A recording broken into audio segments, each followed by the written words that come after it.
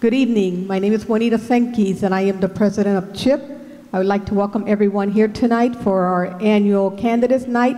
And it is hard to believe, but we've been doing this for over 20 years. So I would welcome everyone here, to Mike, to our moderators that come year after year. We have a pleasure of doing this, and we can't wait again to do it again in the spring. Before we get started, I would like Alicia Pardon to come forward to do a prayer.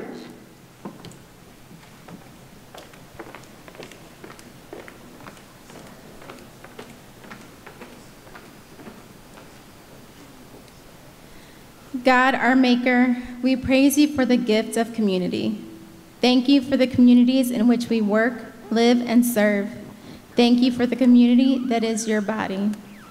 Fill us with your spirit today so that as one, we reflect your light and love to each other and to the world. In Christ we pray. Amen. And if we can stand for the Pledge of Allegiance. I pledge allegiance to the flag of the United States of America and to the republic for which it stands, one nation, under God, indivisible, with liberty and justice for all. Thank you. Our first on the agenda is going to be the Issue 37 Additional Levy, Lorain City School District. And Dr. Jeff Graham couldn't make it here tonight, and he's away at a meeting. So on behalf of Dr. Graham, we have Bambi Dillon, coordinator for the Citizen for Lorain School, and of course, she's the voice for Lorain. Come on, Bambi. Good evening. I'd like to thank CHIPS for the invitation. Issue 37 is a school levy, and the reason for the need is that we're largely funded by local property taxes. And because of the way the state law is written, the revenue from the local levy diminishes every year, often leading to the need for new money. This will be the first new money that we're asking for in 9 years, which is far longer than most districts. Also, I've been doing volunteering for Lorain City Schools for over 25 years. And I see a lot of need for taking care of the children. It's just not education, it's taking care as if they're family. I see them, the love that they give the children, our teachers, and it would be a shame for our students to lose these teachers. With the money that we are asking for, it goes into the general fund, and if we lose money, there will be cuts made, unfortunately. And we, in our district, we're working hard to ensure that every child has access to the educational tools they so need and desire. At the schools, we always are continuing supporting the whole child and family. I don't know if many people know that we feed the children 3 meals a day, and we have many programs to,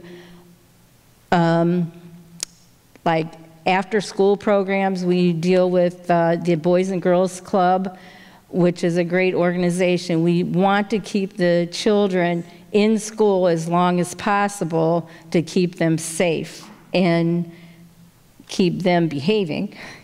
Also, people always ask about the stimulus money that we receive. Due to the restrictive nature of the one-time funds, we cannot just put all of those funds into the general fund for annual cost. Each dollar must be approved by the state prior to its use, and it's largely to help pay for unexpected COVID costs and the educational needs to mitigate and measure significant learning loss. I care about the Lorain City Schools. We have a great program that we do, school pantry, twice a month, and the staff at the schools volunteer their time to work there, and Everybody seems to love that program, and we're able to help the whole community, just not the city schools. I do know that if you want to order a yard sign or donate to our campaign, visit our website to sign up at loraineschoolslevy.org, and that's to donate, to volunteer, or to get a yard sign. This campaign will take everyone helping, and together we will make sure that we're very successful. So please vote yes for issue 37 to keep our children safe and in a great learning environment. Thank you. Thank you, Bambi. Again, that was issue 37, additional levy, Lorain City School. Our next issue is issue 34. It's a levy renewal, Clearview Local School District, and Dr. Jerome Davis, Superintendent of Clearview Local Schools, will be up next. Hello, everyone. My name is Dr. Jerome Davis, and I am the Superintendent of Clearview Local Schools. I am here to highly encourage you to get out and vote on Tuesday, November 2nd. And while you're out there voting, please remember to vote yes for issue 34. That's a yes to Clearview Local Schools. That's a yes to a 10 years of maintaining programming without interruption. That's a yes to continued support for our schools, Vincent Elementary School, Durling Middle School, and Clearview High School. That's a yes to the community's value of the educational process. It's a yes to keeping the family atmosphere that Clearview is known for. That's a yes to an investment in the future of Clearview Local Schools. That's also a yes to maintaining the current revenue stream without asking for additional monies. In other words, this is not a new tax or a tax increase. Saying yes to issue 34 shows that you are voting yes for a district that is committed to excellence. I encourage you to vote yes on issue 34. Vote yes for Clearview Local Schools. Thank you for your continued dedication and support of our school district. Again, that was issue 34, a levy renewal, Clearview Local School District, Dr. Jerome Davis. Our next issue is issue 1, Lorain County Criminal Justice Crime Lab and Coroner, Dr. Frank Miller, MD. Hello, I'm Frank Miller, the Lorain County Coroner, here to talk to you about issue 1, which is 3/10 of a mil for 5 years to fund the crime and drug lab and the coroner's office budget outside of the general fund. The crime lab, we've had a crime lab, drug lab in Lorain County for 47 years. It started out at Lorain Community College, and then it moved several times. The previous time, it was in the basement of the old courthouse. Now it's in the old cafeteria of the administration building at 3rd and Middle Avenue. The crime lab needs better space, appropriate laboratory space, rather than a converted cafeteria. It needs equipment, and it needs probably more staff, at least one more testing technician, because of the amount of drugs and chemicals that are tested there. They test all the seized pills. From the coroner's side, I can tell you that the bulk of the opioid crisis in Lorain County is fentanyl, which was made illegally by clandestine labs and criminals. They press that fentanyl into things that look like medications, like Xanax or Percocet pills, and then people buy them. Some have an idea that it's fentanyl, most do not. Fentanyl is very lethal at small amounts, and it's very important that we have our own drug lab, because they're able to test these pills, see what's in them. Occasionally they'll get a pill, they can move quickly and call me. If it's a fatal case, they'll test it ahead of order and tell me, hey, I got this pill, it has this new novel synthetic drug in it, and so we better tell people. So they've been very, very helpful to the coroner's office because of the ability to test locally. They also do fingerprinting. They take people's fingerprints, and they also assist the probation laboratory with testing of probationers for their drug random checks. And this costs money. It requires sophisticated equipment and highly trained technicians.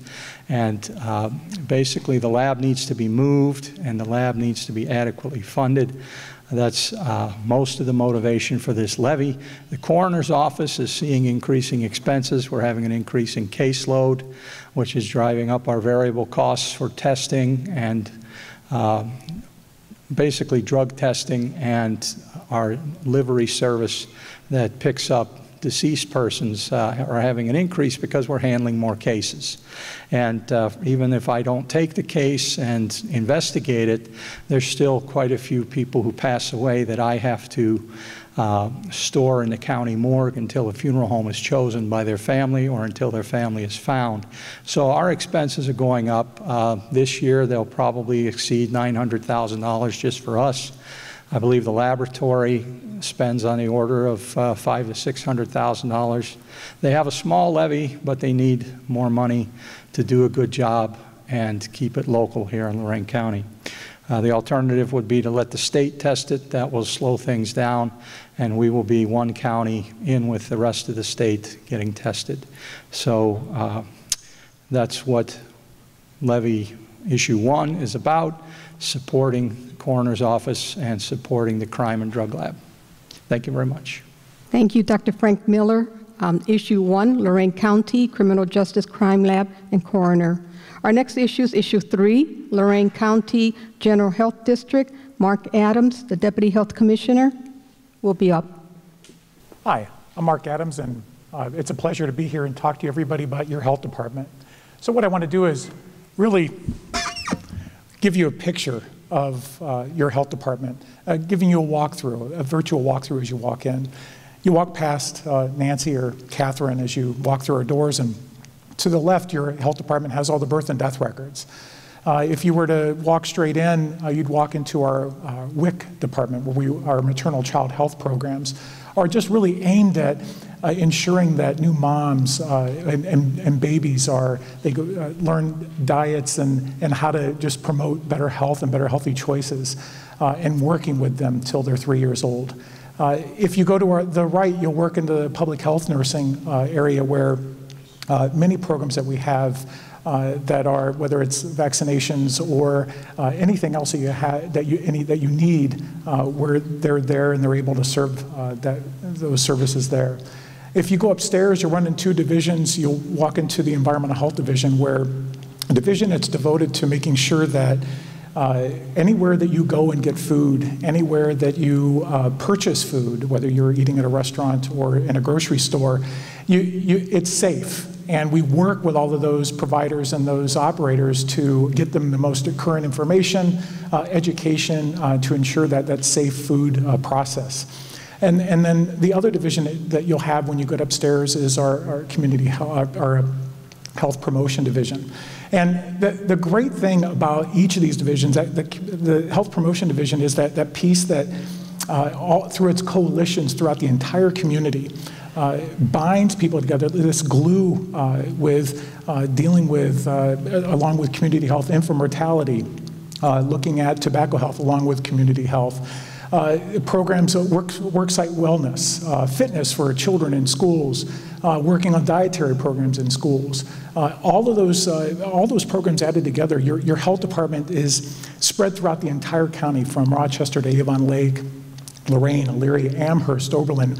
It's everywhere. It's your health department. And well, we've been asked before, it's not a large tax. We've been asked, $16 is for a year, is that really enough? And actually, we still look at that as it is absolutely enough. It is, we're treating it very seriously, that we use the finances. We're very frugal with it. That covers about 32% of our budget. The other 39% of the budget comes from grants that we get, but that doesn't cover the entire cost of a lot of the programming throughout the entire county. Then also there are some services that are pay-for services that we have as well that cover the rest of that budget. So with that, we do appreciate any of the support that we've gotten. It's been great getting around and seeing the community, talking with folks, and working in those coalitions and groups and seeing the good, the change that comes about. It's exactly what you want your public health department to be. And you'll see that under it'll say the general health district under that issue 3 piece. So on election day, if you could, we'd very much appreciate it. Come down and see your health department, see what services that we can provide for you, and thank you for this time. Thank you, Mark Adams. Again, that was issue 3, Lorain County Proposed General Health District. Our next issue is issue 4, Lorain County Proposed Tax on Lodgings at Hotels, and Commissioner David Moore will speak. Thank you.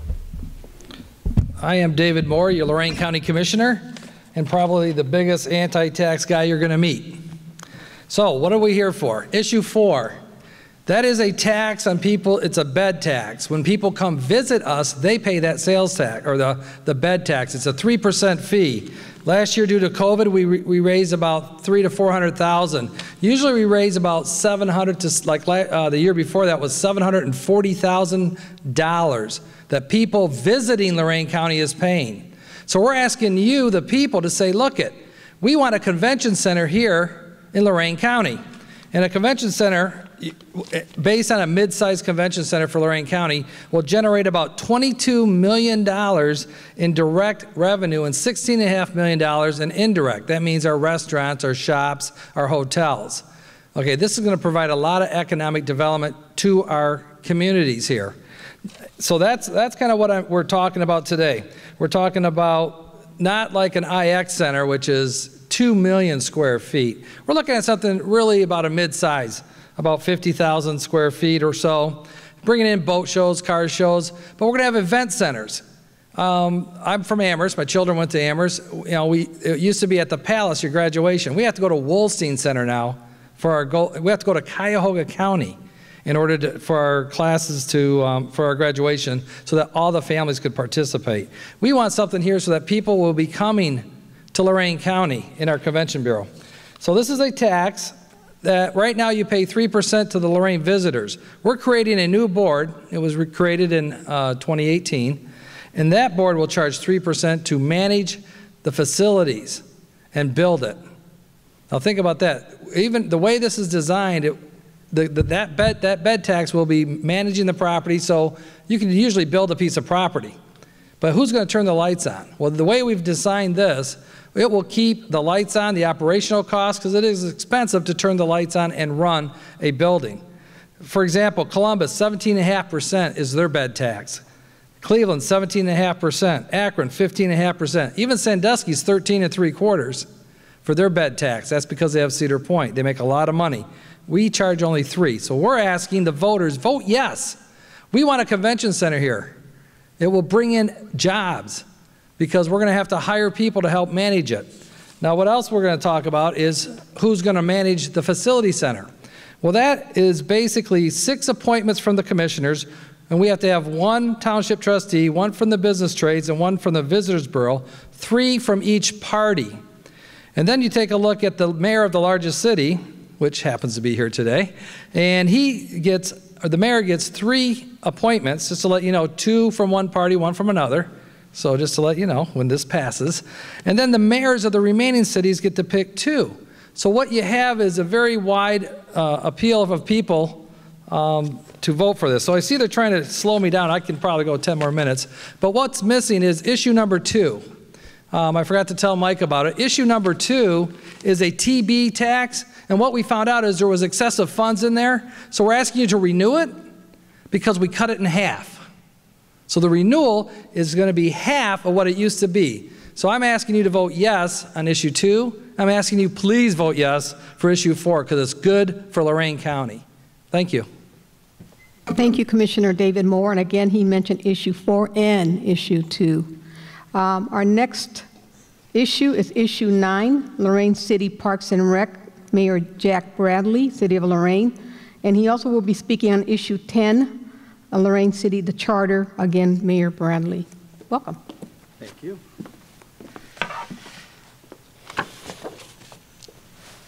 I want to thank Chip for having me here this evening to talk about the Lorain Park Levy. It's issue 9 on the ballot, and coronavirus got our city council thinking about our parks, and they knew that our parks are safe and they are healthy. They're a safe place to be during pandemics like we just went through. The Lorain City Parks have probably been used more than ever because people were stuck in the house during the coronavirus and they needed a safe place to go, and that was our Lorain City Parks. And it's also a healthy place to go. We want people to be engaging in activities, fun activities, and we want to be able to provide those activities to the citizens of Lorain. So what we did is we decided to send it out to the people and ask the people what they thought was best for the city of Lorain regarding our parks. And the people spoke. Over 1,300 people responded to our survey that we sent out, not only in the water bill, but also online. And they said that they would be willing to pay an extra $5 per month to get better parks in the city of Lorain. Now, we have 54 parks in the city of Lorain, and we basically have about 6 workers that take care of our parks. It takes them about 2.5 weeks to mow the lawns at our parks, and they really can't do too much more. So all we're asking is that you consider an extra $5 per month. It actually works out to about $4.43, $4.38 on a $100,000 home to get better parks. And it's a 5-year levy, so if we don't deliver during those 5 years, you don't need to renew that levy. So hopefully you give us the opportunity to show you some improvement in our parks. And I think you can see already we've started to improve the tennis courts at Lakeview Park so that they can be played on again. And we want to return Lorain to the kind of city that maybe we remember as we were growing up. When I was a young child, I went to G Street Park every day, at least in the summertime. And I'd leave the house at 8 o'clock in the morning. I'd return at 5 o'clock at night to make sure I was home for dinner. My mom and dad didn't have to worry about me. We had 2 college kids at every park in the city of Lorain. And they would instruct us on how to play baseball and other sports. They taught us sportsmanship, and they also taught us how to do crafts and other activities that we can do at parks. We need to return Lorain to those days and have fun activities for our children and also for our adults. I know I get out there and I walk all the time. It's good exercise, and the parks are really an asset to the city of Lorain. So I'm encouraging everybody to give the city a chance to answer your call. You said that you wanted improvements in the parks, that you were willing to pay an extra $5, and we think that our parks are safe and healthy. So vote for issue 9, and I thank you very much for that.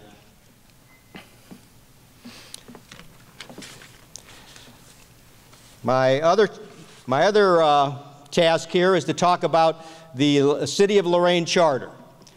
And again, this was something that was instituted by the citizens who followed the Constitution of the state of Ohio.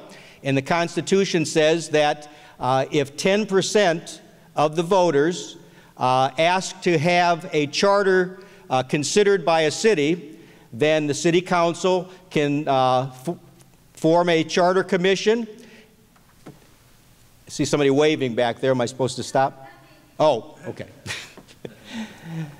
That the Constitution of Ohio says that we can form a charter commission, and that the citizens can vote for 15 people to be on that charter commission. And that happened here in Lorain. And then the charter commission has 1 year to formulate a charter and get it on the ballot. But really, we really didn't have a year, because by the time we got together, we had about 10 months, and then we have to get it to City Council so they can approve it to go onto the ballot. So we had really less than 8 months to do the charter. But it's there, and it's a simple document. I don't know if any of you have ever seen the United States Constitution, but the United States Constitution is a document that you can fit into your breast pocket. It's a very simple document. It's not long. It doesn't cover everything. That's the reason that we have councils. Councils basically take that basic document and then they formulate laws that go along with that charter. So that's what we have here. We have a simple document, and we had 15 people that worked together to formulate this charter. And what I want to say is that I'm very proud of the people that served on the Charter Commission. We had basically 8 Democrats, and we had 7 Republicans and independents. And everyone thought, well, those 8 Democrats, they're going to take over, and there's not going to be any compromise, and everything's going to go in that direction. Well, it didn't work that way. What happened is we were able to work together, and we were able to formulate a charter that I believe was bipartisan. 13 of the charter members voted to present this charter to the citizens of Lorain, and those members of the Charter Commission worked very diligently, and they took their job seriously.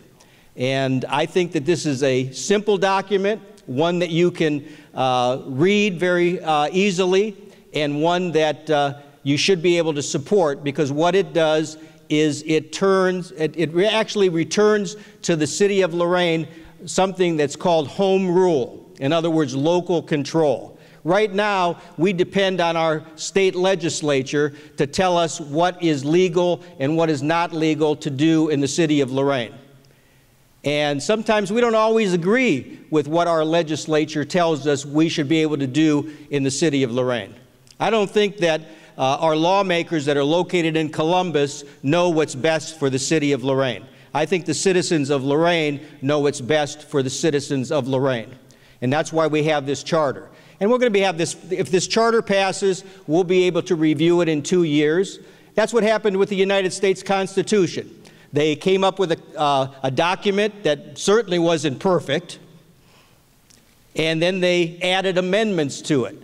So, you know, they said, well, we forgot about free speech, and we forgot about freedom of religion, and we forgot about the Second Amendment and guns and the right of citizens to have guns, and we forgot about jury trials, and we forgot about all those rights that were included in the Bill of Rights, the first 10 amendments.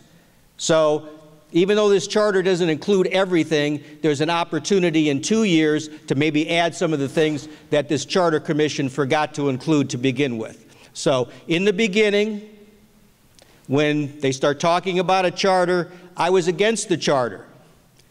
But after serving on the Charter Commission and working with the other 14 fine people that were elected by our citizens to form this charter, I'm proud to say that I support this charter, and I'm asking you as citizens of the city of Lorain to support this charter, because I think it's a good document, and I think it's something that will return what's called home rule to the city of Lorain, and that's a good thing. So thank you very much for letting me be here. Thank you, Mayor Jack Bradley. Again, that was issue 9, Parks and Recreation. Issue 10, the charter. Now we'll start with the candidates. I see they're coming up forward now. Just to introduce our moderators for the evening, we have Mike Ferrell, CHIP trustee, Alicia Pardon and Carmen Liebitz, both CHIP trustee. Ali also holds another hat as the vice president, and both Carmen and Ali are the conference co-directors. Welcome, ladies and gentlemen. We'd like to thank all of you for coming to our CHIP Candidates Forum tonight. We have gone over the issues to try to give you information as to what are the things that we need in Lorain County. These are levy issues that you should examine closely and vote for on November 2nd. Now we're going into the candidates portion of our forum. Each of the candidates in all of the races will have 1 minute for their opening statement, which will be followed by them providing 1 minute answers to the 3 questions we will be asking them while they're up on stage with us. And then they will have 1 minute for their closing statements. And today we're going to begin with the Lorain City First Ward Council race featuring Beth Henley and Brandon J Wysocki. Their information is on this, so you have the correct spelling of their names when you go to vote. So we're going to go ahead and begin, and we're going to begin with Beth Henley. Beth, you have 1 minute for your opening statement. Thank you. First of all, I'd like to thank Chip for inviting me here this evening. And I have been the First Ward Councilwoman for 4 years now. I started campaigning initially on stabilizing and addressing quality of life issues in my ward. My record of response and action speaks for itself. I do return phone calls and emails very quickly, and I have an understanding of how the departments work, and I work well with them and the administration in getting things moving forward. We have accomplished much in the First Ward, and I'd like the chance to complete that. I've been a registered voter since I turned 18, and I have been involved in the community and in politics to a degree since then. I've attended council meetings for many years, and I have the ability to work with the residents and the administration. I recently retired after 40 years in the construction, housing, land development, property management industry, and so I have a lot of time, more time to devote to the community. And I'm married. I have 3 adult children and 10 grandchildren. Thank you very much, Ms. Henley. And now we'll go to independent candidate and her opponent, Brandon J Wysocki. Thank you. My name is Brandon. I'm married, 36 years old. I have 2 children. I work as a self-employed carpenter and contractor. I'm running for First Ward City Council because I believe in this city, I love this city, but I also believe that it's time for us to start thinking about things a little bit differently, approach our issues a little bit differently. We have so many great people and things in this city as it is, but that doesn't mean that there aren't a lot of issues and opportunities for improvement. And so moving forward, I want to work to bring new perspectives and new approaches to our problems. And I want to continue the community engagement that I've shown over the years, the ability and willingness to engage, not just in productive and fun community events, but also working directly on the issues. I think I'm well suited to do that with my experience in business and being nearly a lifelong resident of Lorain, and most of that also on the east side where I would be serving. So I appreciate your consideration for me as I look to only elevate my ability to help the city and serve the city that I love so much. Okay, thank you. Now we'll get into the question portion of the forum. Starting with you, Mr. Wysocki, your first question. What do you feel are the most important needs of the residents in your ward? And as councilman, what do you feel you can do to address those needs? One of the biggest issues we have in Ward 1 and in Lorain in general is our lack of economic opportunities. And it's not just that we want jobs for the tax revenues that they provide, but because it's well demonstrated and documented the way poverty can affect developing minds, which can affect performance in schools, the way poverty and financial stress can affect decision making even among adults. So it's such a critical issue and something that we have to focus on in the east side or on the east side and beyond. Aside from that, our roads continue to be a point of concern and contention for most of our residents. We need to make sure that the efforts that we're putting into the repairs are as efficient as possible. And along with that, we have on our roads a lot of unsafe driving, a lot of speeding. So we need to work on measures, whether it be solar-powered speed radars to warn residents when they're speeding, perhaps even mini speed bumps, and increasing enforcement, whether with LPD or with the Highway Patrol, to help enforce these traffic laws to keep our residential streets safer. Thank you. Ms. Henley, same question. What do you feel are the most important needs of the residents in your ward? And as councilwoman, what do you feel you can do to address those needs? The biggest issue, I think, in the First Ward is it's quality of life. And that means stabilizing our neighborhoods, cleaning up our parks, which we have done many of those park cleanups. And through the administration, we've added equipment and whatnot. But primarily, it's safety. people want to feel safe in the city of Lorain, and we need to up our police department, which we are doing. And once you address that, then you can get to demolition, rehabbing of properties, cleaning up of properties, cleaning up our parks, the roads. Roads are very expensive, and really quality of life issues, and I address those every day in my role as councilwoman for the First Ward. Thank you. We are now moving on to the second question, and we'll start with you, Mrs. Henley. The question is, if the city budget called for serious cuts during a particular year, what department or areas would you target for those budget reductions and why? Is there a department you would be looking to protect on behalf of your constituents? I would have to answer that primarily, and this goes back to quality of life issues, I would work hard to protect our safety forces and keep them staffed and manned, because any given day it can affect any one of us, police or fire.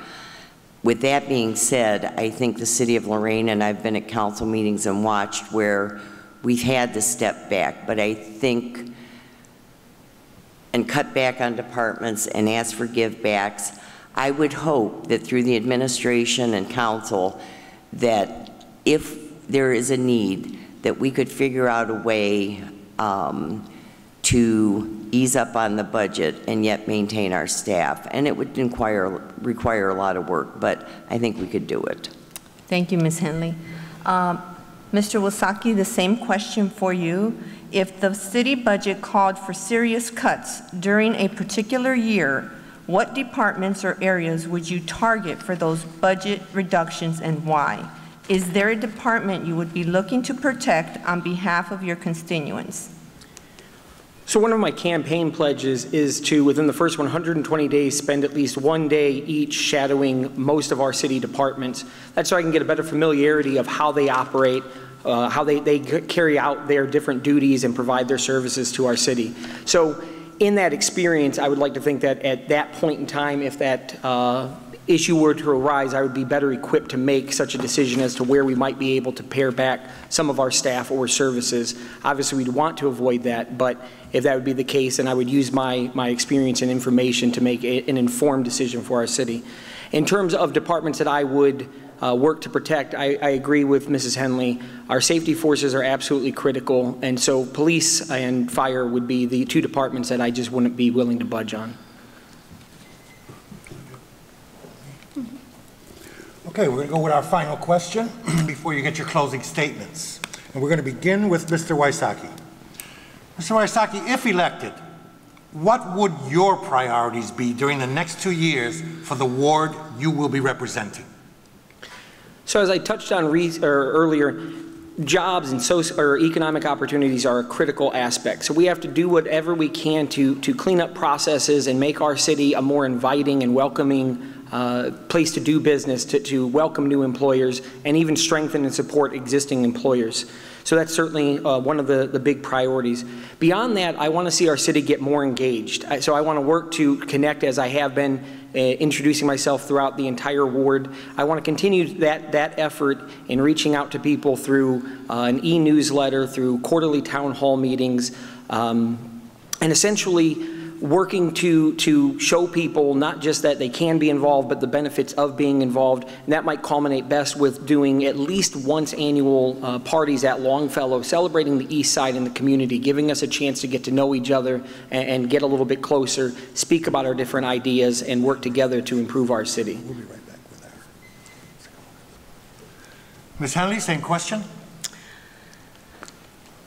If elected, or if re-elected, I would continue the same as I have done from day one, addressing quality of life and the issues that affect each and every one of us. And whether that be through a neighborhood that needs cleaned up, a park that needs cleaned up, someone who needs help with different things, I would continue to do that. My work history and my background and my can-do attitude, I think, lends me to to meet many of the challenges and issues of the ward, and there are so many, and so we need to continue moving forward. There's no one fix, not only for the first ward, but for the entire city of Lorain. Thank you. Okay, now we'll be moving on to the closing statements. Again, those would be 1 minute. And since Ms. Henley started with the opening statement, we'll start with the closing statement with Mr. Wysocki. So again, Lorain's a wonderful city. We have so many awesome people and opportunities here. We have a strong and diverse people, but we need to work better to support them, bring employers and economic opportunities to the city, but also help equip them to perhaps find employment through job training and other programs in other cities where the tax revenue would still at least partially benefit us. We have so much potential, and one of the most recent examples of what we can do when we really get involved would be Ray Carrion in the 6th Ward. The wonderful things he's accomplished on the south side in bringing the community together, getting better and more productive and safer activities at our parks is just a testament of what Lorain can do when we really get involved. And involvement is something that I love. It's something that I've demonstrated for many years now, and something that, again, I just want to take to the next level by officially serving the city of Lorain as a city council member. So I genuinely appreciate your consideration this election. Thank you, Mr. Wysocki. Ms. Henley, your closing remarks. Having been a resident of the First Ward for close to 50 years, I know the neighborhoods, I know the people, and I know the issues. And I am out and about in my ward every week, meeting with people, doing park cleanups, addressing things that, finding an answer. So I think my record speaks for itself. I engage with my community, and as the mayor will concur, I hope, that I chase things down. So I would respectfully ask for your vote on November 2nd, and thank you for listening. Thank you very much. That concludes for the First Ward Council Forum. We're going to take a short break as we move into our second race with the 2nd Ward. Can I go to the sleepover? Lucy, I want you to promise me something. If there's any drinking, I want you to say, "No thanks, not my thing." Mom. I promise you, your real friends won't care. Deal? I promise, Mom. They really do hear you. Did you pack your toothbrush? For tips on how to start the talk, visit underagedrinking.samhsa.gov, a public service message from the Substance Abuse and Mental Health Services Administration. Opportunities present themselves every day. Opportunities that move us forward. Opportunities to serve part-time in your community while continuing their full-time careers or education to help keep our nation safe at home and around the globe. Explore your opportunities in the Air Force Reserve. We're now moving to the opening statements for the Lorain 2nd Ward Council. You will each have 1 minute to give your opening statements. I would like to start with Ms. Kempton.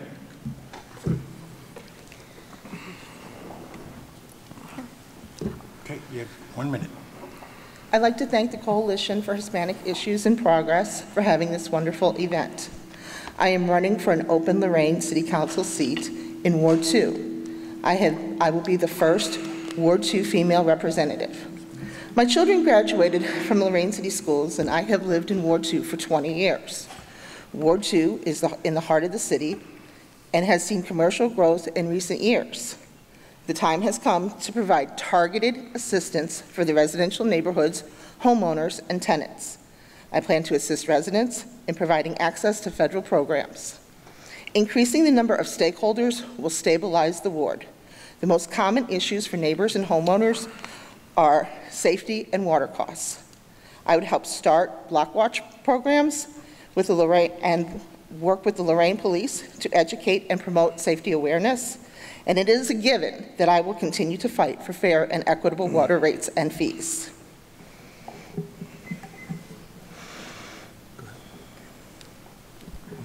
Oh, Mr. Lee, I'm sorry. Your opening statement, you have 1 minute. Hi, yes, I would like to thank you guys for having me here tonight. My name is Chaz Lee. I'm married and have 3 daughters, Me and my wife have 3 daughters together. I decided to run for this position because for years I've watched the residential areas in the 2nd Ward decline and have only seen attention in downtown, especially around Broadway, while the rest has been struggling with crime, poverty, streets in need of repair, and flooding. Combined with steadily increasing utility bills, I decided someone should take action.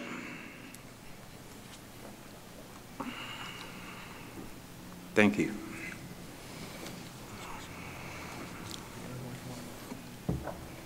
Okay, starting with your first question, Mr. Lee, we'll start with you. You'll get 1 minute. Your first question is, why should the citizens of your ward vote for you on November 2nd? Thank you. Because I am an honest and hardworking person, and I have lived through the same struggles as every other citizen has in the 2nd Ward. That allows me to clearly see what needs done, and I intend to work with the other city officials to accomplish those goals without further burdening the citizens with higher bills and taxes. Thank you. Ms. Kempton, same questions. Why should the citizens of your ward vote for you on November 2nd? The most important thing is safety in both the neighborhoods and the business district. But what I mean by safety is not just safe from crime, but feeling safe and hopeful and having a contentment in your home that is well cared for, your business that is thriving, and when your job and you have enough job and resources to care for your family. And the city providing you timely services. I will work to increase homeownership. I will deal with slumlords and bad management companies that prey on low-income people in the ward, while working with the administration and my peers to bring jobs to the city.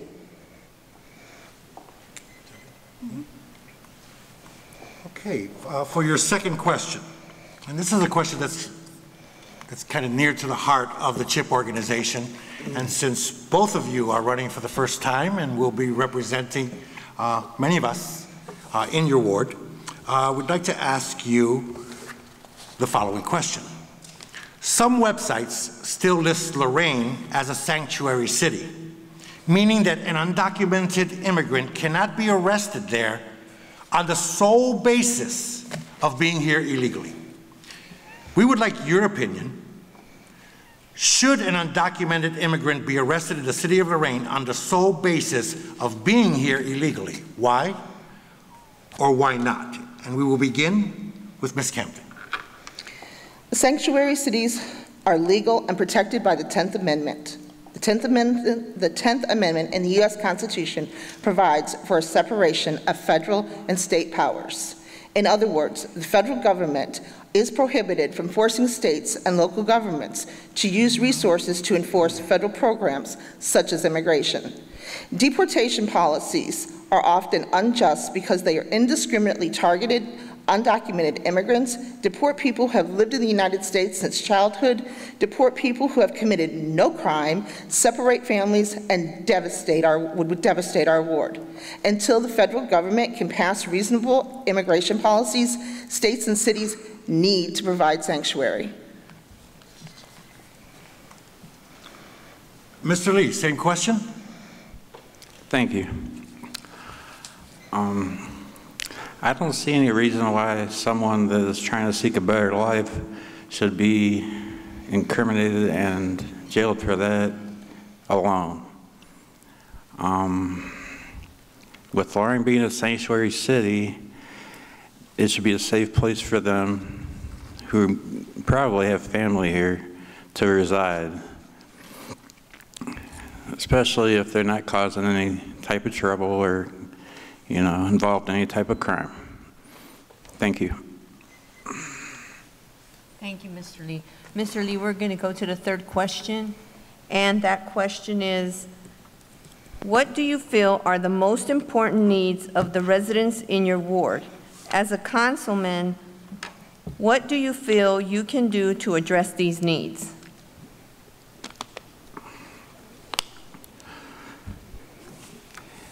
My main concern in the second ward is safety. The amount of crime has gotten out of control recently. I'm not a councilman yet, but I've already begun by creating a Facebook group called the Lorain, Ohio Second Ward Crime Watch. And if elected, would work with law enforcement and other public officials to make people feel safe in the community again. Thank you. Thank you, Mr. Lee. Ms. Kempton, the same question. What do you feel are the most important needs of the residents in your ward? As a councilwoman, what do you feel you can do to address these needs? The most important thing is communication and engagement and paying attention.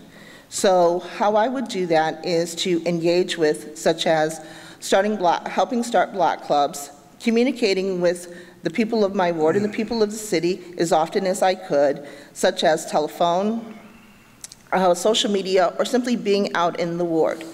I have, in this past year, done 2 programs, one on safety and started one on the vaccine event. So in order to engage with, you need to put yourself in their position. Thank you. Now we'll conclude with a closing statement. You will both get 1 minute. We'll start with you, Mr. Lee, your 1 minute closing statement. Okay, again, I'd like to bring up the fact that my main concern is safety.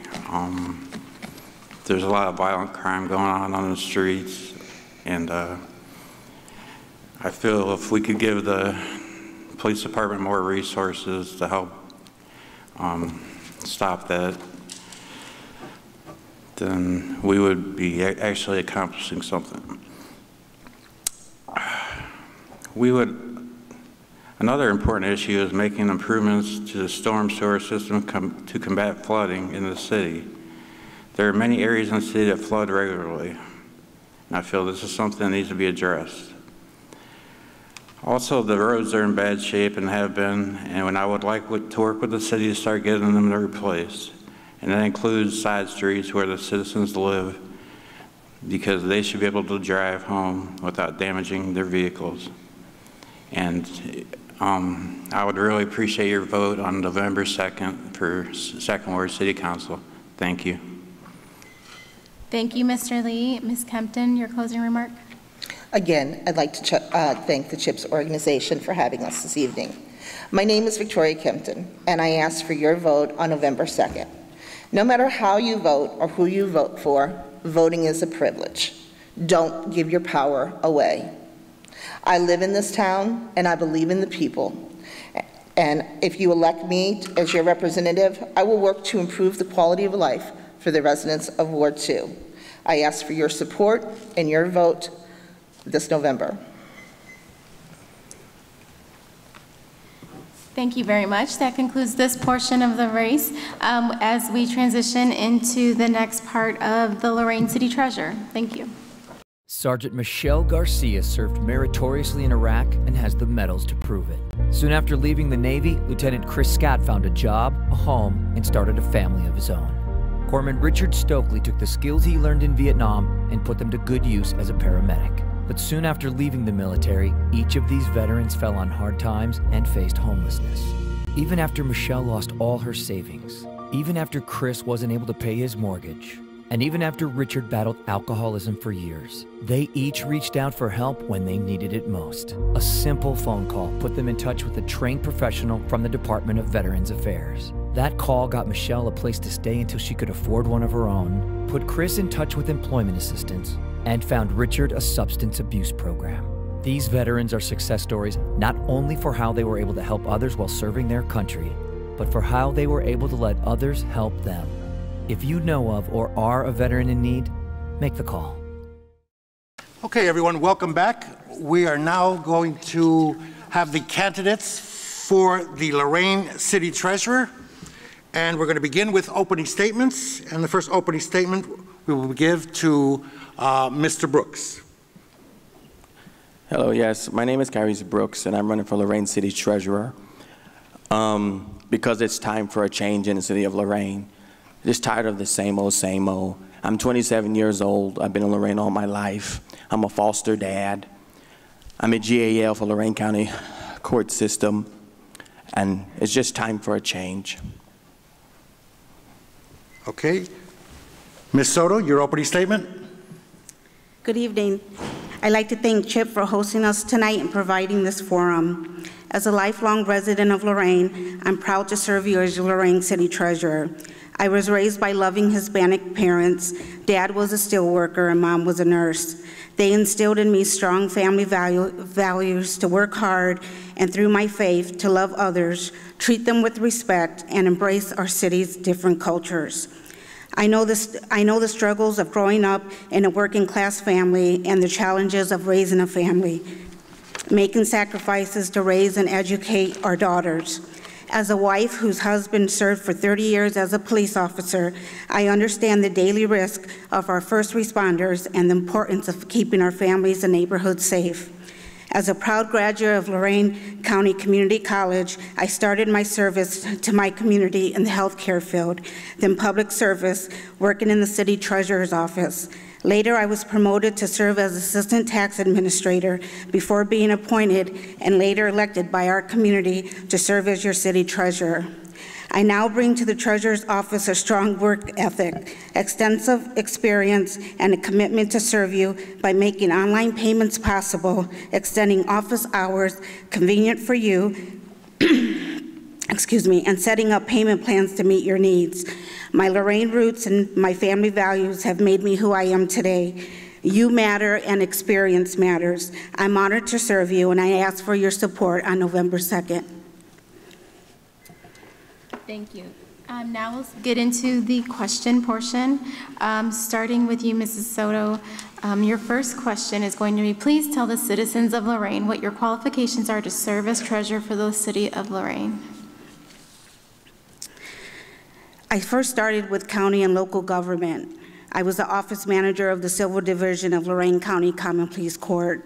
I later became a payroll clerk for Lorain County Auditor. And then I came to the city of Lorain, was a tax clerk, and then I became the tax administrator in the city of Lorain. I am trained in investments, fraud, cash management, and collections, just to name a few.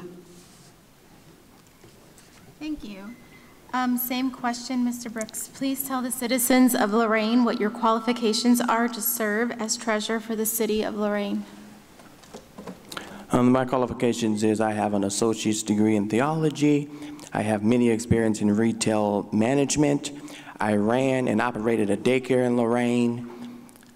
I am the director and founder of Lorain County Stop Violence, who is a nonprofit organization, and I'm over the finances of that. Thank you, Mr. Brooks. Now we'll move on to the next question. And the question is, if the city budget called for serious cuts during a particular year and you were asked for your opinion, how would you go about making recommendations as to what departments or areas should face budget reductions? Let's begin with, who are you beginning with? I said Mr. Brooks. I said thank you, Mr. Brooks. The next question. Good. Mr. Brooks, that question's for you. Oh, sorry.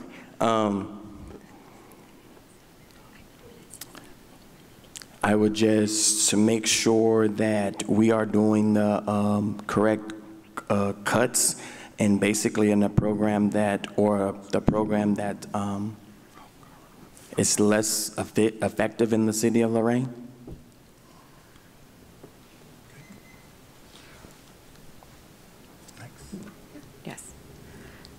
Does that complete your answer, Mr. Brooks? Yes. Okay, thank you. Ms. Soto, the same question. If the city budget called for serious cuts during a particular year and you were asked for your opinion, how would you go about making recommendations as to what departments or areas should face budget reductions? I would recommend potential hiring freeze, furloughs, and shared work program. Thank you. Okay. Short and brief on that one. Okay. All right. Let me ask you your third question, beginning with Ms. Soto. The city is looking to award $2.75 million from their current allotment of the American Rescue Plan Act plan money, which is half the amount needed to secure about 10 new officers. If 10 officers, with the second portion of it, wind up being hired through these funds, can you as a city treasurer offer any ideas as to how to keep these officers after the funds have been depleted, and we're hoping that you could offer something that does not include raising our taxes? I would give my opinion as by attrition, being police officers who retire and replacing them as needed. Okay, thank you. Mr. Brooks, the same question? Would you like me to read the question, sir? Okay. I will make sure that our police officers are being supported and that they're safe when they're out on the road and that they're not underpaid.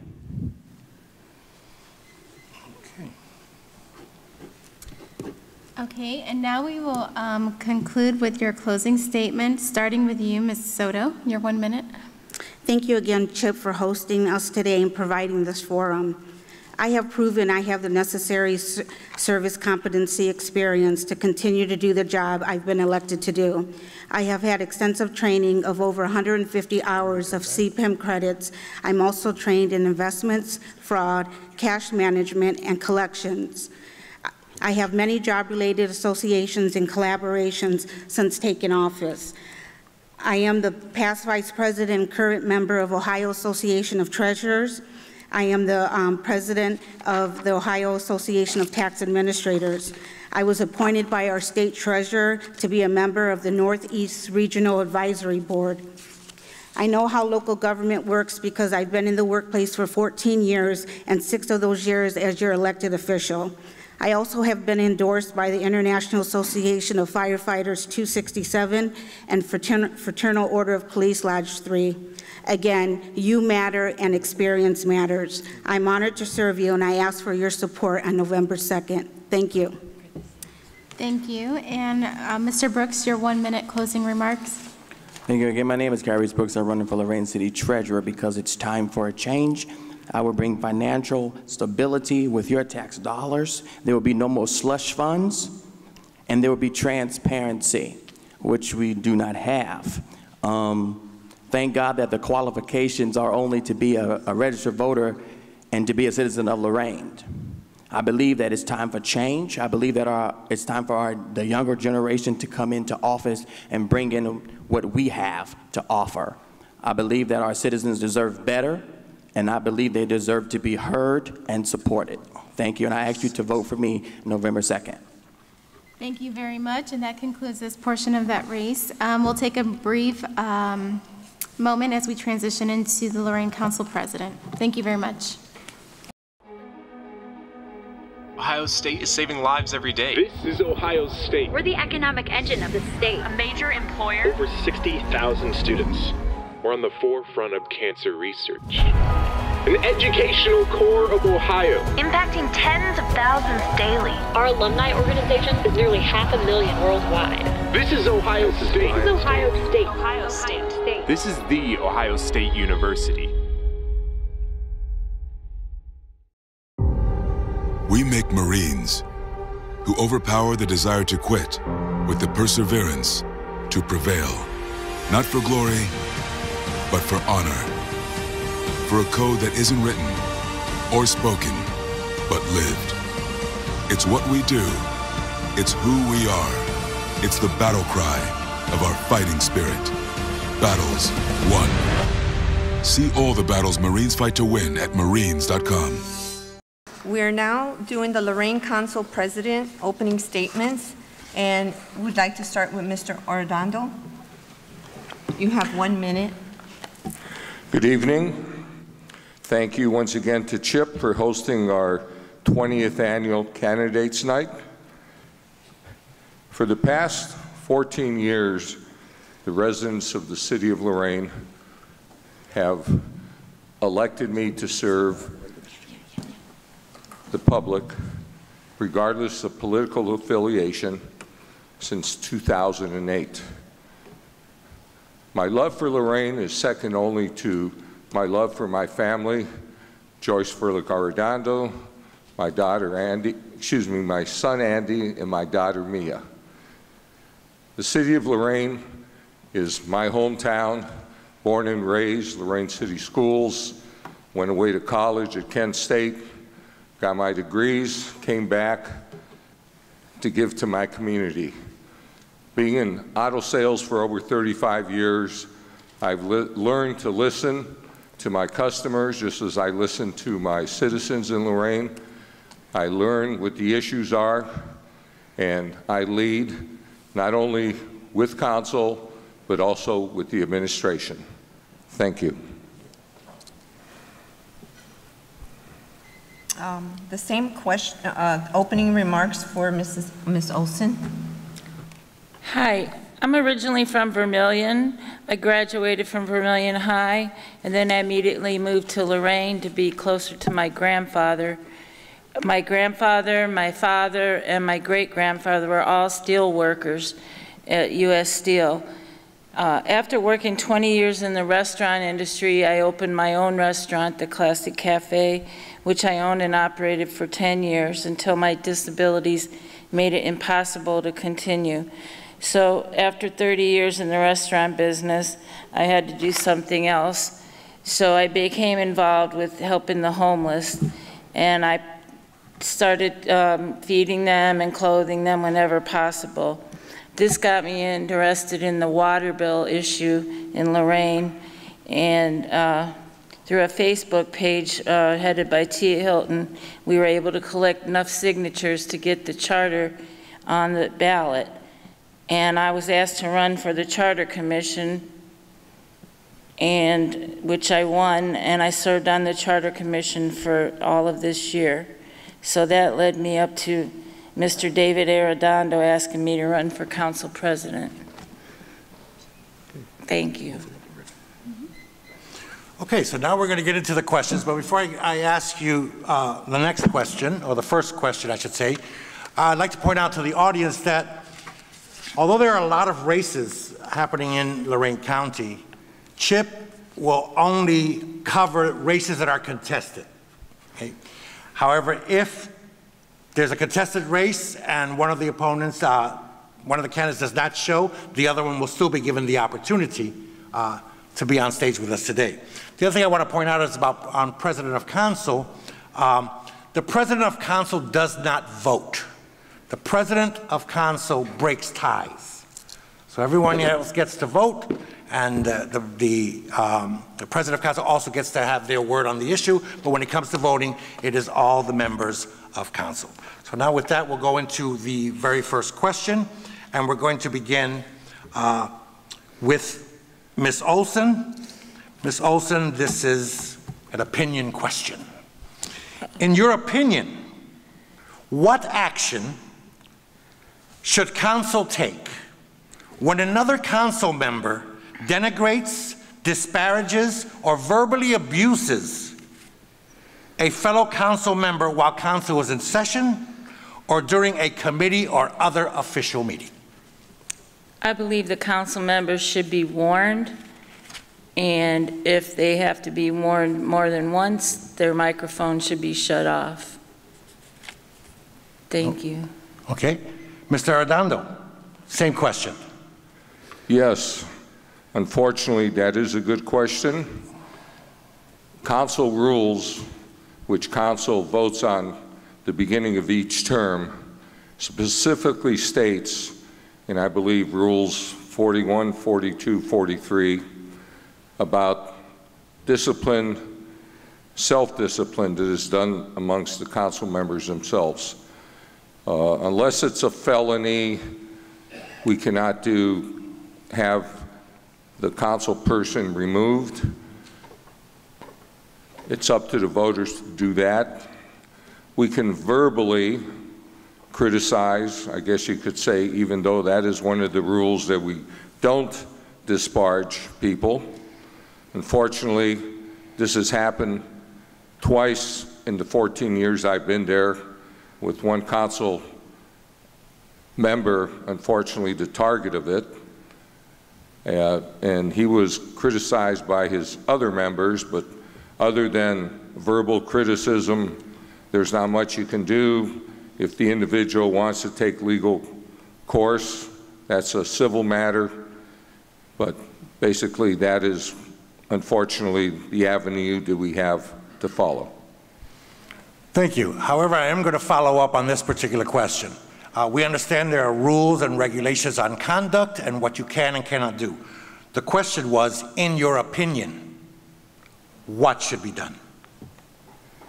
Mr. Arredondo. It's not an opinion, it's a fact. That's what has to be done. We understand, but we're asking you, in your opinion. The law is the law, the rules are the rules, but in your opinion, what should be done in a situation of that nature?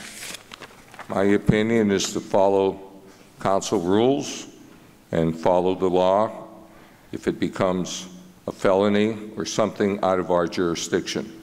Okay. And since I gave him an opportunity and I followed up on his question, Ms. Olsen, would you like to say anything else on that situation, on that matter? No, that's my opinion. I would gently warn them, and then if they won't stop, I would turn their microphone off. We are now moving on to the second question. As regards new ordinances to be voted on by council and conflicts of interest, when should a council member recuse himself or herself from participating in the discussion and the following vote on that ordinance? As has been the practice in council, whenever this issue comes up about a conflict, I have been very pleased to say that council people have openly recused themselves.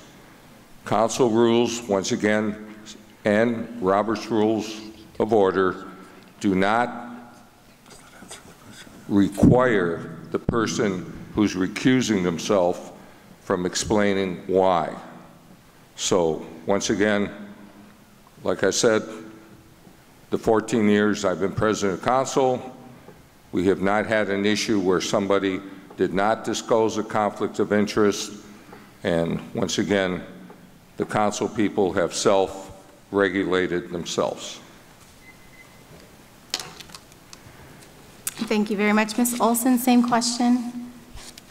I would say that if somebody has a financial interest in the topic of discussion, or say they work at the place where they're talking about, they need to recuse themselves. There's also many reasons why, and they need to take that upon themselves to go ahead and delete themselves from the discussion and the vote on that ordinance.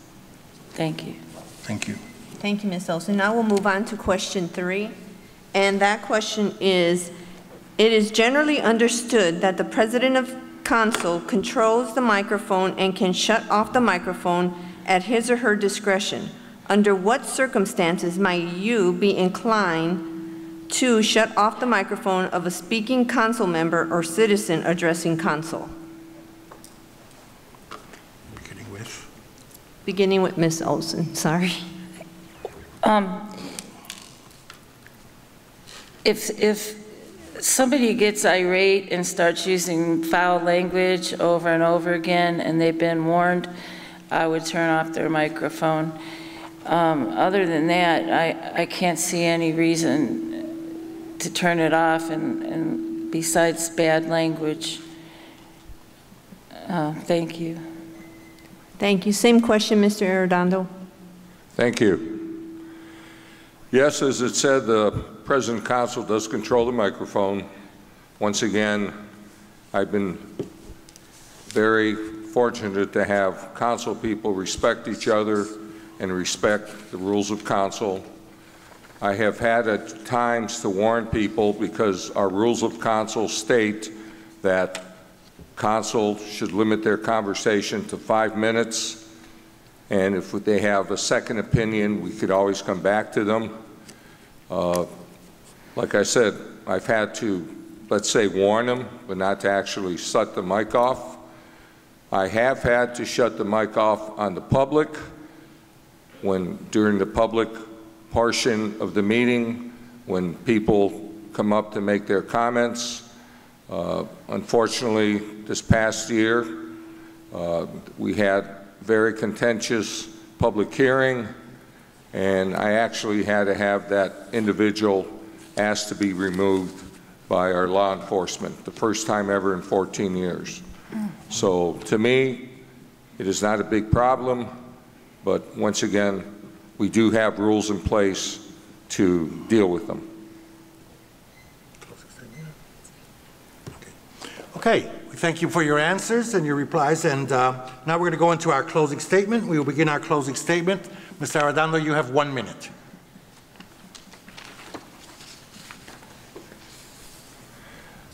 My name is Joel Arredondo, President of Lorain City Council.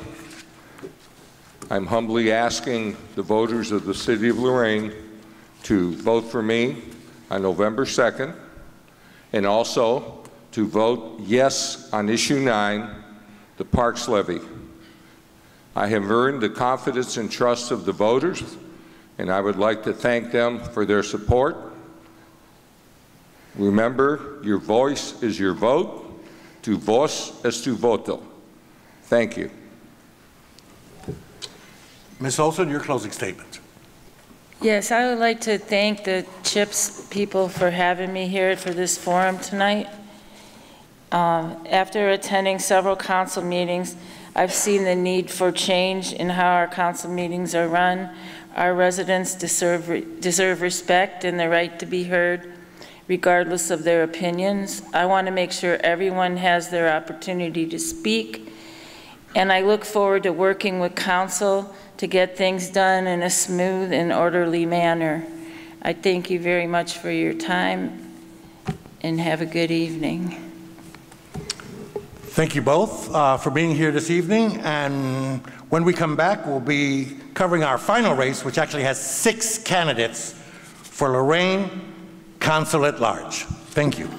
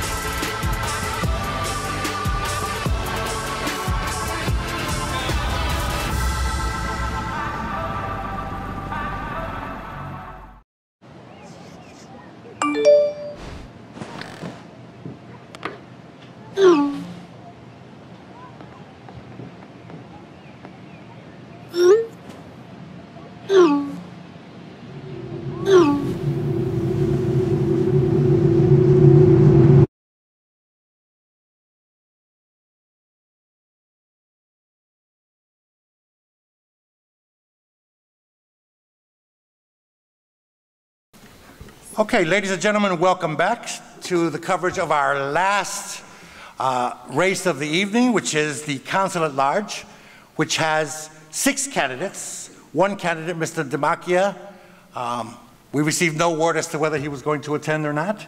Obviously, he did not attend. But we have the other 5 candidates here with us today. And we have Lynn Christner, Mitchell Fallis. Raise your hands for us so the audience can see which one you'll be. I'm Lynn. So that was Lynn Christner, Mitchell Fallis, Brian Jameson, Jeremy Leidy, and Mary Springowski. All are running for the position of Council at Large, representing, if I understand correctly, wards represent the people in their areas, in their wards. Council at Large represents all of us. So we need to ask them more difficult questions, I believe. So we're going to begin with opening statements. You have 1 minute to give your opening statement, and we will begin with Ms. Christner. Thank you. Good evening, and I'd like to thank you for inviting me here tonight. I'm running for Council at Large to be able to share my visions for the city while giving the people of Lorain more of a voice in their government. The current council is not doing a bad job. In fact, they're doing a lot of work, a lot of good work. But I do believe that I can compliment them on getting some other things done. I'm a retired medical professional with much experience dealing with difficult and challenging personalities during life-saving and life-changing circumstances. I'm not afraid of hard work. I was born and raised in Lorain. I graduated from Admiral King High School and have an associate's degree in applied science radiology from Lorain County Community College. I'm a wife, a mother, and a grandma. My education and life experiences have provided me with the knowledge and communication skills needed to be on council. I will work hard for the citizens and the betterment of Lorain. Thank you. Thank you. Mr. Fallis, your opening statement?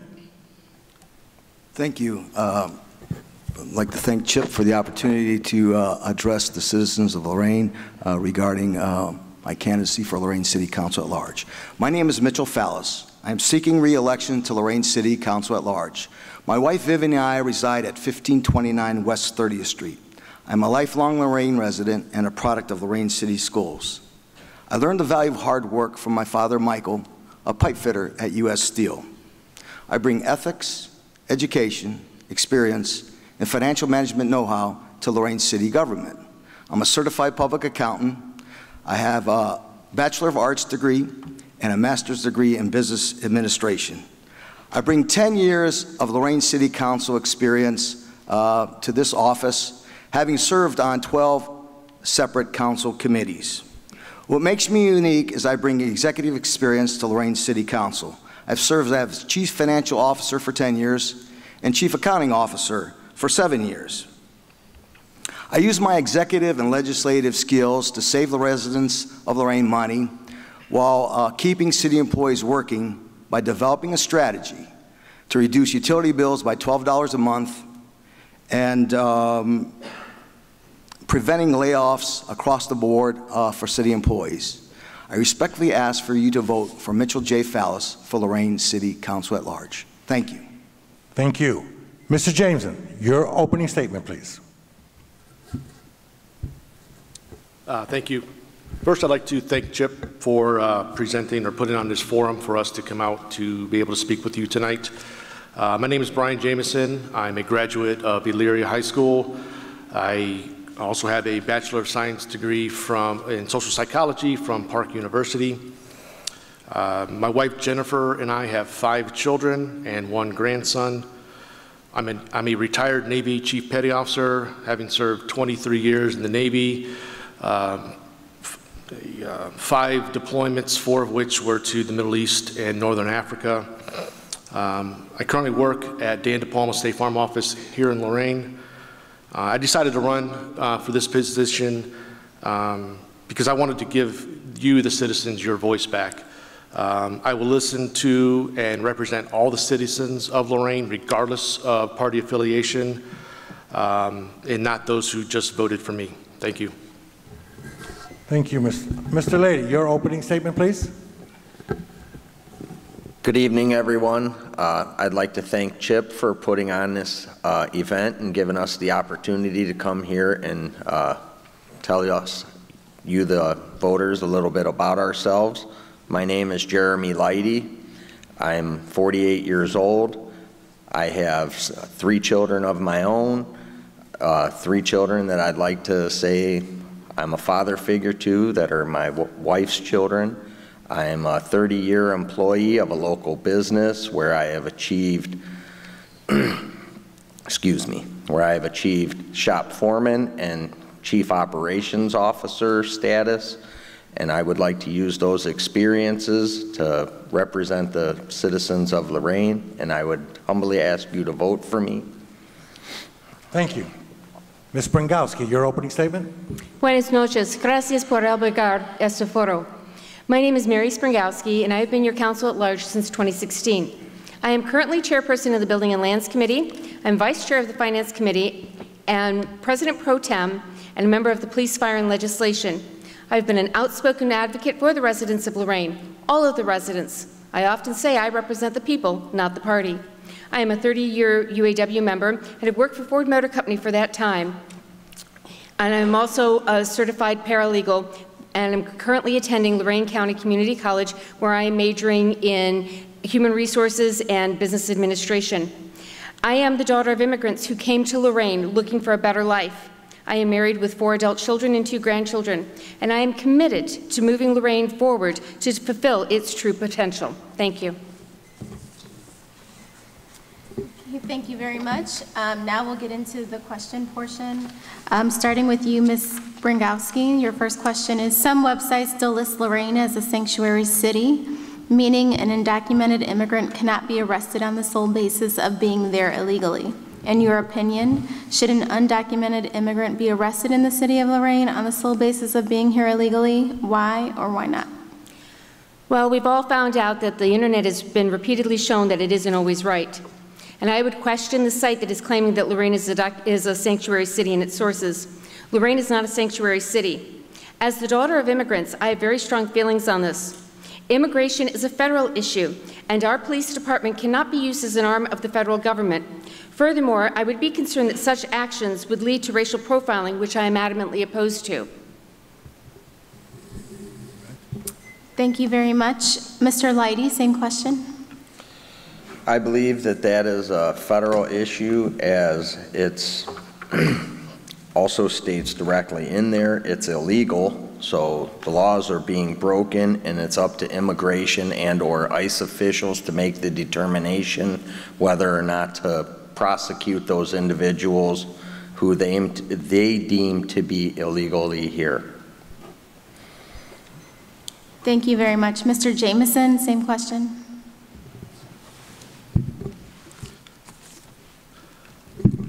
Thank you. Our police department is tasked to follow and enforce the law. If someone is breaking the law, then they should take appropriate actions. If they are undocumented, they will face those appropriate actions as well. Now, do I think we should be out rounding up and arresting undocumented immigrants? Absolutely not. The police department is there to enforce the law. As long as they continue to enforce the law, then we should be fine. Thank you. Thank you very much. Mr. Fallis, same question.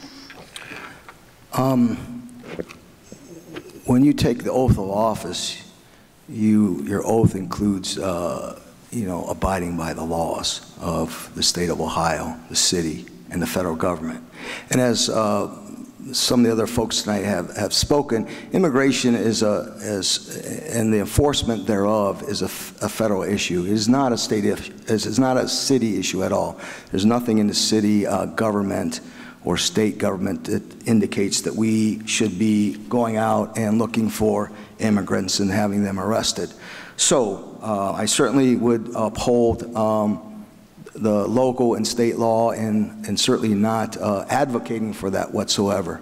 And in the Bible it says they had sanctuary cities. So I think there's a place for that in America that people can be safe. And so I would certainly not support any local enforcement of immigration. Thank you.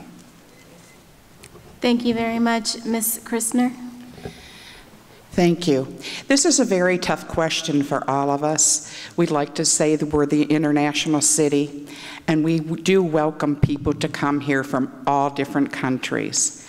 However, legally, we are not a sanctuary city, and if the situation presented to us, we would have to uphold the law.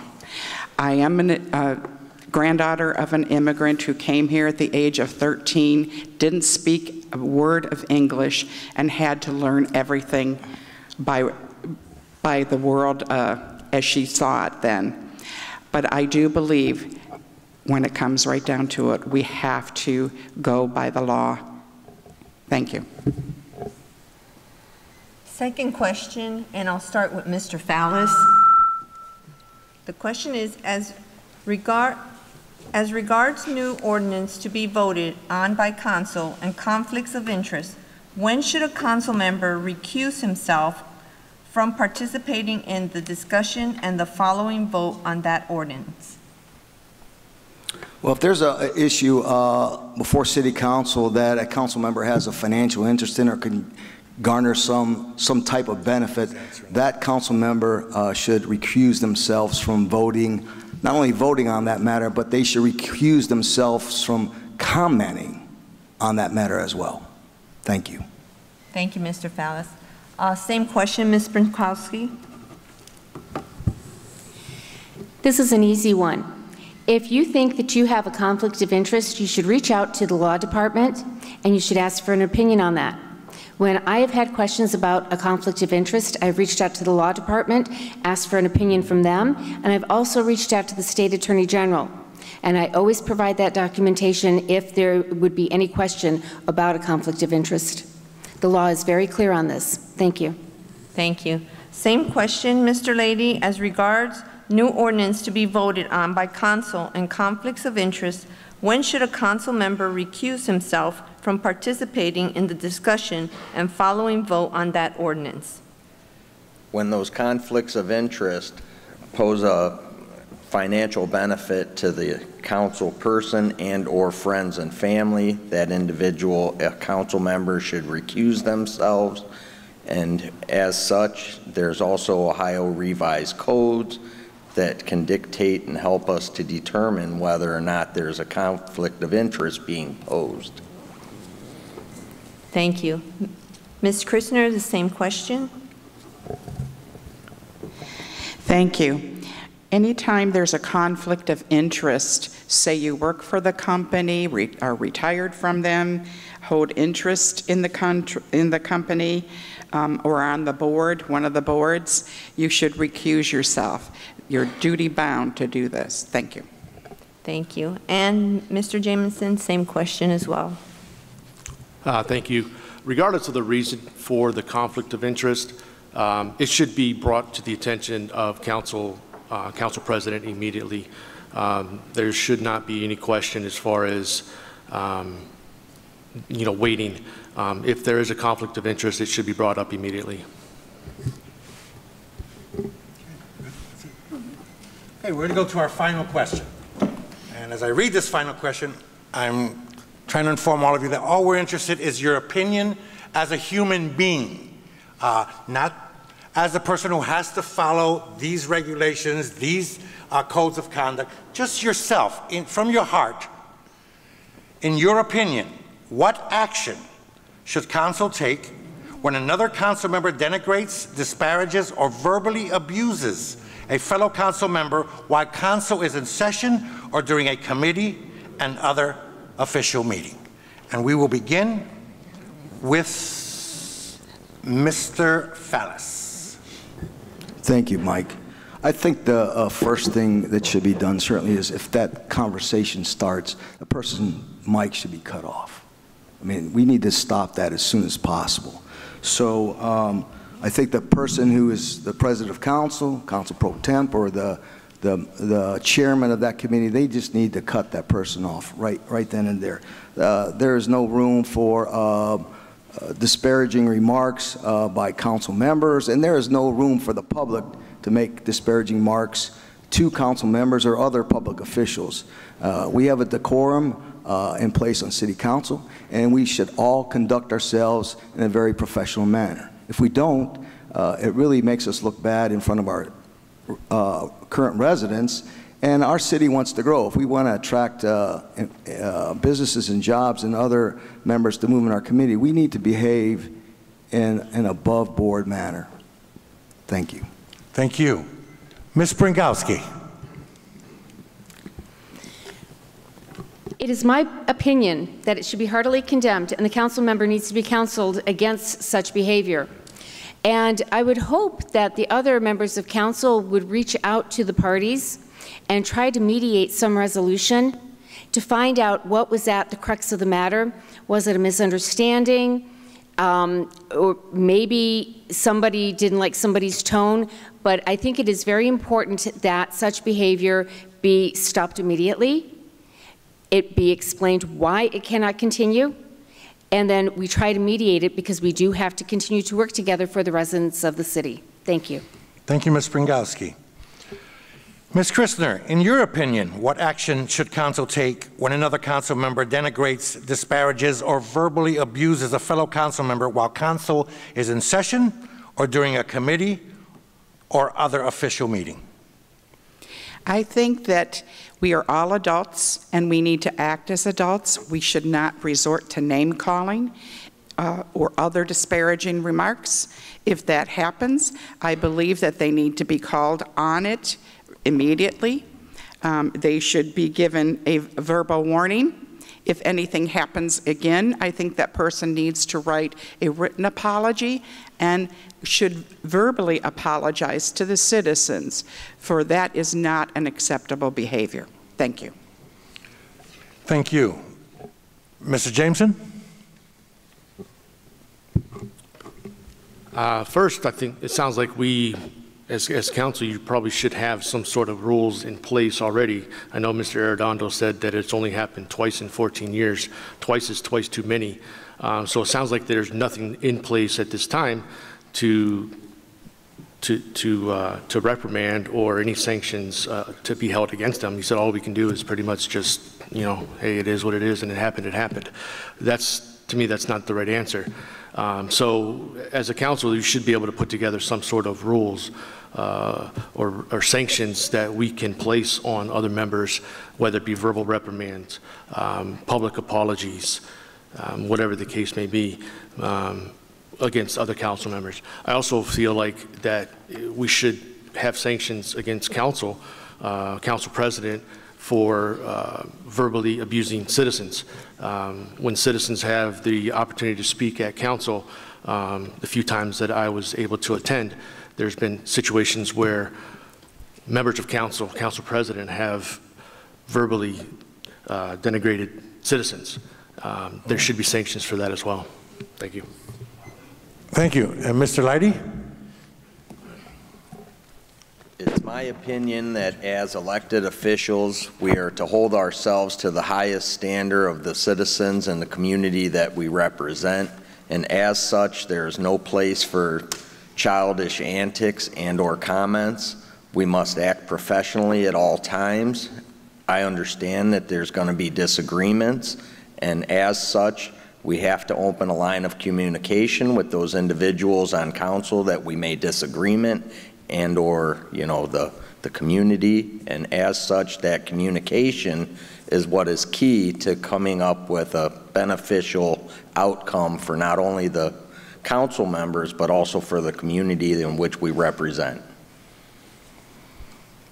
Thank you very much. That concludes the question portion. Now you each have 1 minute for your closing statement. Mr. Leidy, we'll start with you. Hello, and again, my name is Jeremy Leidy. I'm running for council at large.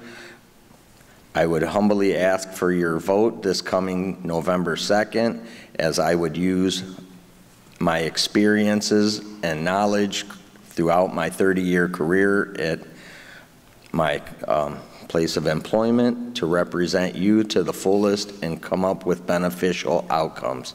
Thank you. Thank you very much. Ms. Christner? Thank you again for having me here. My name is Lynn Christner, and I want to let you know that there's still much work to be done in the city of Lorain, and I want to be a part of that for myself, my family, and mostly for the community. I hope to inspire others, and especially our youth, to get involved in the politics of our diverse city. I hope also to demonstrate that education is the key out of poverty and despair. Knowledge is the one thing that cannot be taken away from you. Knowledge is power. Get involved, vote, and while voting November 2nd, I humbly ask you consider voting for me, Lynn Christner. I will not let you down. Thank you very much. Ms. Springowski? My name is Mary Springowski.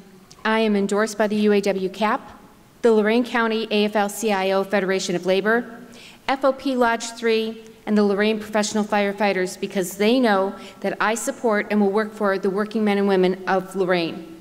Again, I have shown myself to be a true representative of the people. I work well with my colleagues on council so as to accomplish the task at hand. I'm not looking at Lorraine in the short term. I'm looking at what needs to be done to cement the future of Lorraine. I have repeatedly shown strong, effective leadership, as is evident by the proven progress thus far, and with your help, I will continue to work to further that progress. So I am asking you for your vote on November 2nd. My name is Mary Springowski, and I thank you for this opportunity. Thank you very much, Mr. Fallis. Yo estoy aquí para tú. Yo estoy aquí para tú. I am here for you.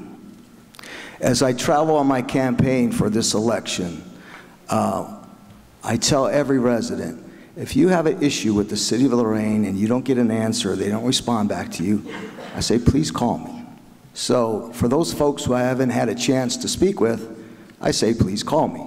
My number is 440-225-0408, and I'll do my best to get you an answer.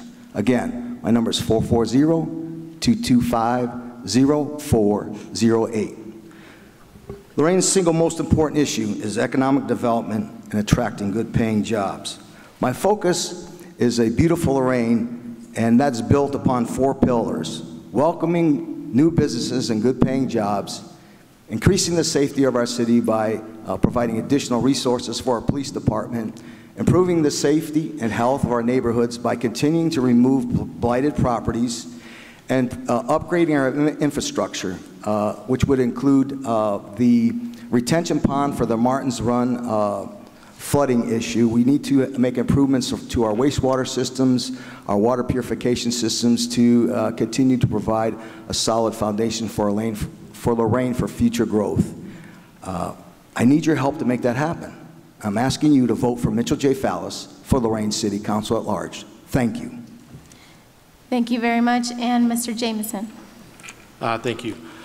Since I retired from the Navy in 2016, I began focusing more on local issues and paying close attention to how our local government treated us and our issues. I quickly realized that some of our local officials do not care what we think, nor do they want to hear about it. This has to change. Our voices have been silenced at council meetings. Issues that we feel are most important have been ignored. The upcoming ballot is filled with tax increases. I will be your voice. I will fight for you, and I will not allow them to silence you. I will represent all citizens of Lorain, regardless of your political affiliation. My name is Brian Jameson, and I humbly ask for your vote on November 2nd. Thank you. Thank you all. Thank you all for joining us. Thank you all for, for sharing a little part of you with us. We'd like to thank all the candidates. If it ever came down to Chip's choice, there would never be an uncontested race in this city or this county. Every year we need to shake that tree and see if the people serving us are serving us correctly and if new people are needed. And that's for the voters to decide. So we'd like to thank all of you for running for public office in this day and age. And thank you for your service, and for those winners, for your future service. So we'd like to bring out now our president, who we trust and care for, Juanita Senquis. If you guys can remain seated, just take off right now. Again, I concur with Mike. Thank you, all the candidates, all the issues. Again, don't forget November 2nd, you go out and vote. Also want to thank Carmen Libas, Alicia Pardon, and of course Mike as our moderators. I want to thank Joe Bach, who's leading our camera crew out there. I want to also thank Mary Mays, our Executive Director of Operation, Dr. Jeff Graham, who's our CEO Superintendent, and of course our timekeeper. I have Pablo, and of course my grandson joined me tonight here, so he's our first timer as a timekeeper here. And also to our greeters, we had Eileen Torres, and of course our ACE group. Thank you, good night again. Don't forget, November 2nd, go out and vote. Well done, Madam President, well